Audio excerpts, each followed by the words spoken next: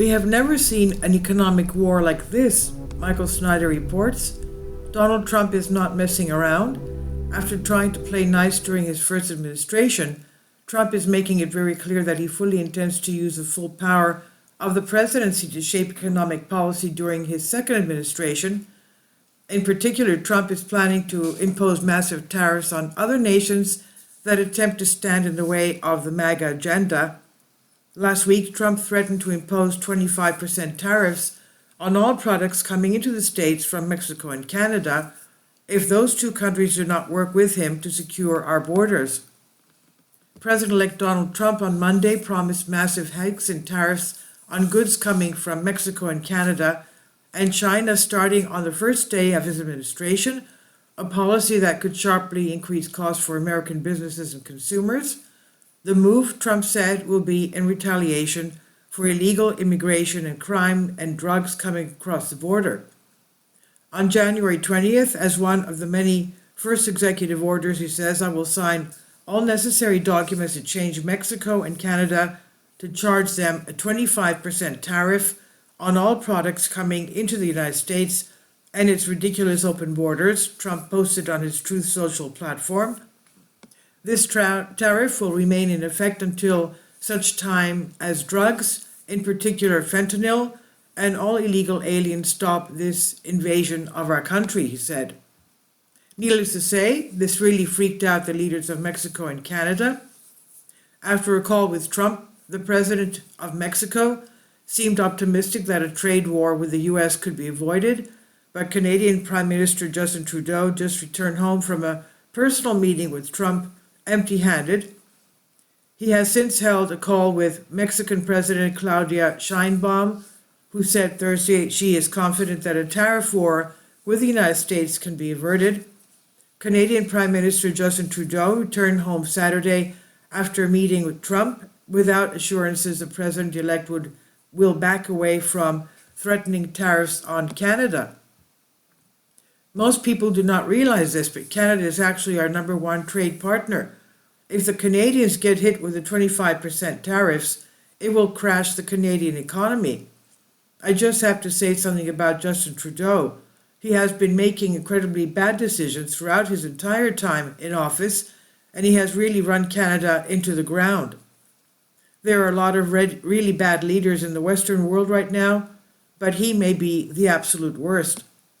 And after threatening Mexico and Canada, Trump decided to threaten the BRICS nations with 100% tariffs if they choose to move away from the US dollar.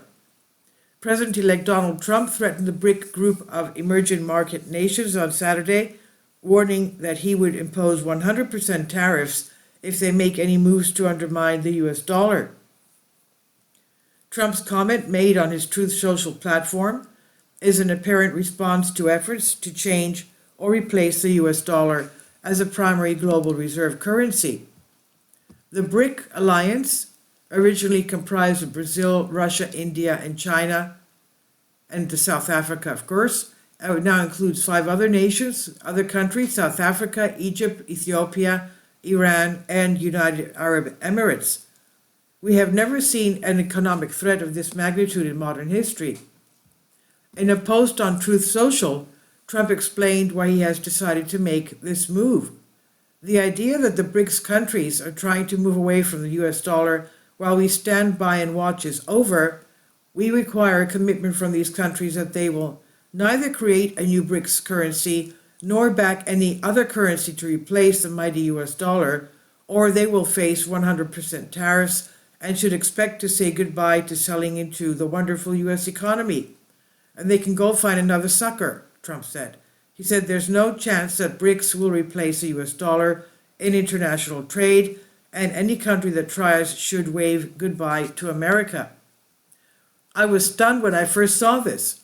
It's quite a bold move, but will it work? We shall see. Without a doubt, Russia and China would both like to avoid more economic turmoil right now. The Russian financial system is already deeply struggling as a result of a recent move by the Biden administration.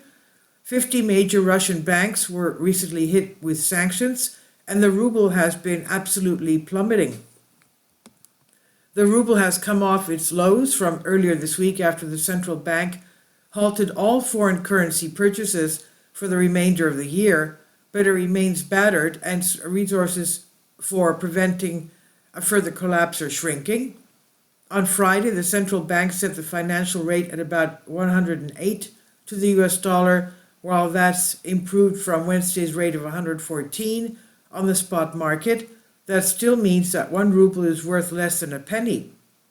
The ruble has tumbled 9% against the dollar since November 21st, when the US sanctioned some 50 Russian banks, including Gazprom Bank, which has emerged as a top linchpin for Russia in currency markets. As for the year to date, the ruble has crashed about 20% against the greenback. Meanwhile, China's economy is in a state of disarray, and Chinese officials are extremely concerned about what will happen once Trump is inaugurated. For decades, China has been one of our largest trading partners, and we're highly dependent on cheap Chinese goods at this point. What would it do to the global economy if our trading relationship with China suddenly broke down? As they prepare for potential invasion of Taiwan, this is something that the Chinese have already been studying. China has been supporting Russia's economy since the start of the Ukraine war by buying its oil while supplying it with everything from microelectronics to washing machines.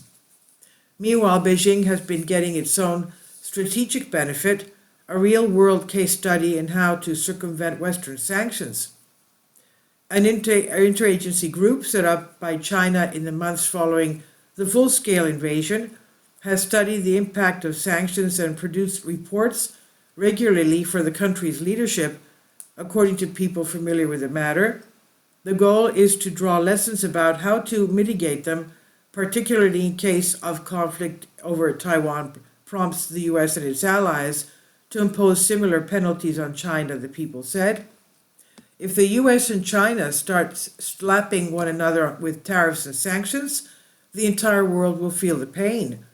I have a feeling that this story is not going to end well. Unfortunately, Europe is also dealing with severe economic stress at the moment.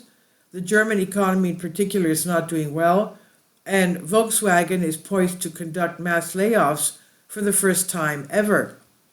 Tens of thousands of Volkswagen workers will participate in Monday in strikes at plants across Germany, labor union IG Metall said, marking the largest walkouts at the carmaker's domestic operations since 2018.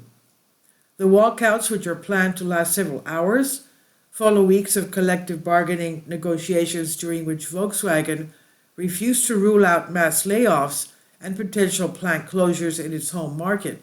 Drastic measures, the company says, are necessary to prop up its fortunes amid competition from China and weaker European demand. The global economy is more interconnected than it has ever been before, and everywhere you look there are signs that global economic activity is slowing down. 2025 was already shaping up to be a really bad year, and now worldwide economic war threatens to greatly accelerate our problems. Here in the US, we desperately need the rest of the world to use our currency because that allows us to enjoy a standard of living that's far higher than we actually deserve. We also desperately need the rest of the world to loan us gigantic mountains of money because otherwise we would not be able to pay our bills. So it would be a tremendous mistake to think that we have all the leverage and that we don't need the rest of the world. Sadly, I think that very soon it will become abundantly clear just how dependent we really are on a global economic system that's rapidly starting to fail right in front of our eyes. This is by Michael Snyder on the Economic Collapse blog.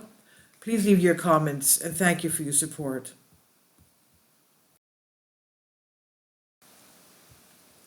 About the author, Michael Snyder's new book, Why, is available on paperback and for Kindle on Amazon. He's also written 8 other books available on Amazon, including Chaos, End Times, 7-Year Apocalypse, Lost Prophets in the Future of America, The Beginning of the End, and Living a Life That Really Matters. When you purchase any of Michael's books, you help to support the work that he's doing. You can also get his articles by email as soon as he publishes them by subscribing to his Substack newsletter. Michael has published thousands of articles on the Economic Collapse blog, end of the American dream and the most important news, and he always freely, happily allows others to republish those articles on their own websites. These are such troubled times and people need hope. John 3:16 tells us about the hope that God has given us through Jesus Christ. For God so loved the world that he gave his only begotten Son, that whosoever believeth in him should not perish but have everlasting life. If you have not already done so, we strongly urge you to invite Jesus Christ to be your Lord and Savior today. Please leave your comments and thank you for your support. Finally, support my Patreon account. The daily posts are 5 videos daily, and they are totally different from what I have on my YouTube channel. Thank you so much for your support and that you find all my content so interesting. You'll find the Patreon account details in the description box below.